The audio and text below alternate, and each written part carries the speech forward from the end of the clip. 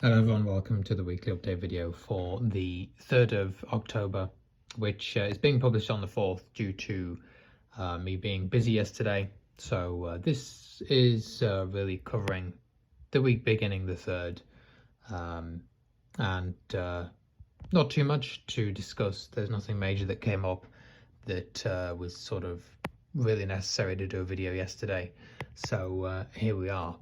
And the first thing is TFM has a fall survey out, which if you're part of the mailing list, you can find the link to. You can look at this on their blog page. You can look at it if you're in the WhatsApp group for BVI Pilot. So there's several places you can look at it. It's probably, I believe, in the BVI Discord. So there's various areas.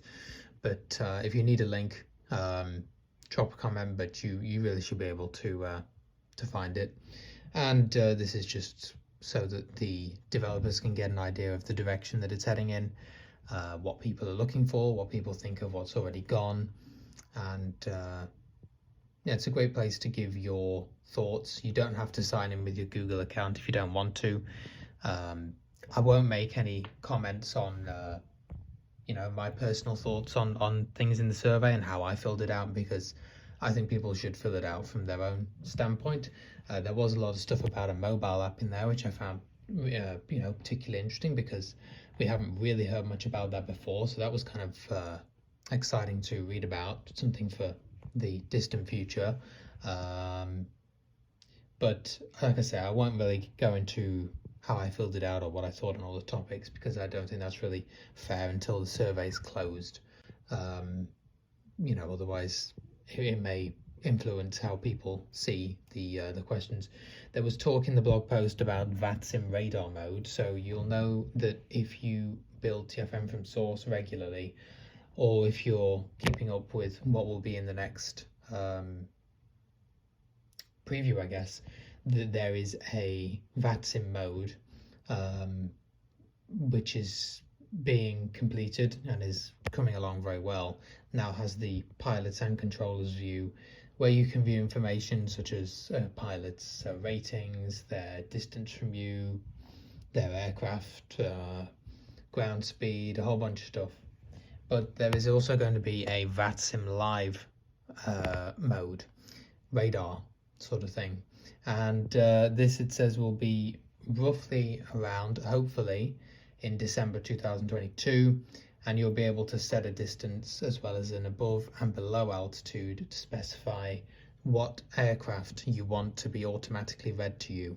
This is great because it's kind of like a TCAS. If you're, say, at cruise, you might set a distance of 20 miles and then a couple thousand feet above and below you, and then you'll know if an aircraft comes into range without having to hit right bracket P and manually check through the dialogue all the time. So that looks like a really good feature. I should add a correction, actually. That's going to be available in 2023. The feature that will be available in December 2022 will be the completed regular vatsim mode. It will be the vatsim radar that will be available in 2023. So distinction to draw there, that there's two separate things. The new announcement of the live vatsim radar mode is something separate, because it will be an auto announcement, and that should be available in sometime in 2023. The forward panel was discussed. A third of offsets are now completed and in for the forward overhead of the PMDG 7.3, and so that's continuing to be worked on, the forward overhead. And from a TFM perspective, that was pretty much it. A couple of other little things. A reminder that Across the Pond expression of interest is still going, I believe, so if you haven't already and you want to join, look into that. And FS Tramp 870 was released.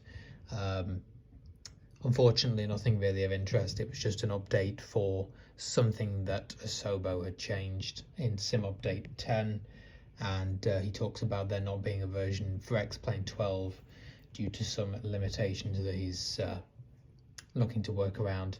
but doesn't list anything here that will improve massively in terms of either accessibility or usability for us in the way that we use it. But